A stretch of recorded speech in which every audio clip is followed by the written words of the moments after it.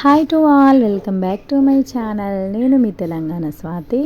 So Karthika మాసం అనగానే ఉల్లిగడ్డ, అల్లం వెల్లుల్లి పేస్టు, మాంసము, గుడ్లు ఏది లేకుండా తినాలి అంటారు కదా.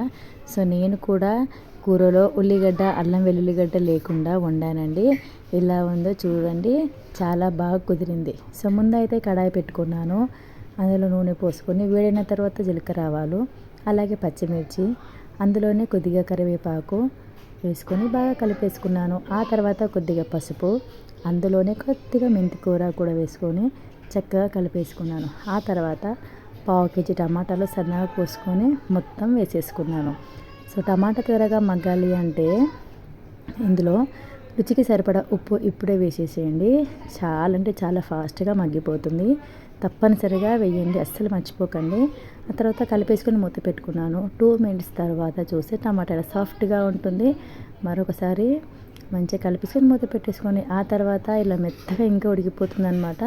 ఇప్పుడే ఇందులో రుచికి సరిపడా కారం వేసేసుకొని మరొకసారి మంచిగా కలిపేసుకొని మూత పెట్టేసుకోండి. మూత పెట్టడం వల్ల త్వరగా అవుతుంది అనమాట. సో మూత తెరిచి చూస్తే మనకు ఆయిల్ అంతా ఇలా సపరేట్ అవుతుంది. అప్పుడు కూర రెడీ అయిపోయింది. కొంతమందికి లిక్విడ్ కావాలి అనుకునే వాళ్ళు అందులో కొద్దిగా వాటర్ పోసేసుకొని చక్కగా కలిపేసుకోండి. ఆ తర్వాత ఇలా కొద్దిగా గట్టిగా అవుతుందన్నమాట. సో ఇప్పుడే ఫైనల్గా కొత్తిమీర వేసేసుకొని మంచిగా కలిపేసుకొని పెట్టుకున్నారంటే కూర రెడీ అన్నమాట. సో చాలా అంటే చాలా బాగుంది. నేను ట్రై చేశాను, టేస్ట్ అస్సలు మిస్ అవ్వద్దు. చాలా అంటే చాలా బాగుంది. ఒకసారి ట్రై చేయండి. ప్లీజ్ సబ్స్క్రైబ్ చేయండి. Thank you.